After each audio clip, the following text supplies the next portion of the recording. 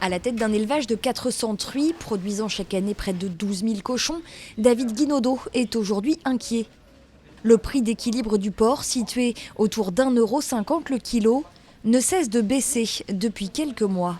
Aujourd'hui, le prix au cadran, il est à 1,20 €. Et 1,20 € actuellement, une majorité d'éleveurs, du coup, le cours est trop bas et ils perdent 35 € par cochon sorti. C'est-à-dire que depuis plusieurs mois, tous les cochons qui sortent, c'est du négatif dans leur trésorerie. Si le prix du porc chute depuis quelques mois, c'est à cause de la surabondance de l'offre sur le marché européen. Un pays comme la Chine, qui était importateur énormément depuis 2 ans, s'est retrouvé à fermer ses frontières pour importer la viande. Elle n'a plus besoin à l'autoconsommer. Et des pays comme l'Espagne, qui produisent à 207%, c'est-à-dire qu'ils ne consomment que la moitié de ce qu'ils produisent, doivent écouler leur viande quelque part. Donc ils la ramènent sur le marché européen et là ça fait chuter les prix inévitablement.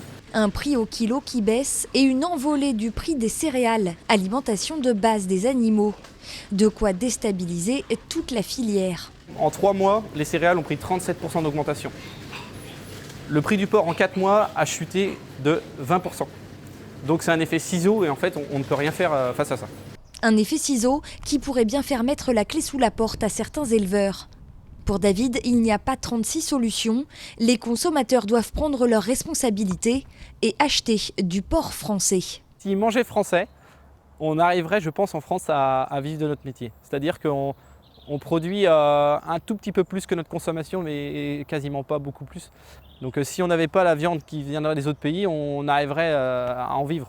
Mais il faut accepter de payer son alimentation un peu plus cher pour au moins avoir une alimentation qui est donc de qualité, avec un environnement qui est respecté et un bien-être animal respecté.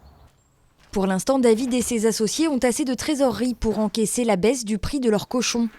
Mais si la crise devait durer au-delà de 6 mois, son entreprise et toute la filière de production française pourraient en être durablement impactées.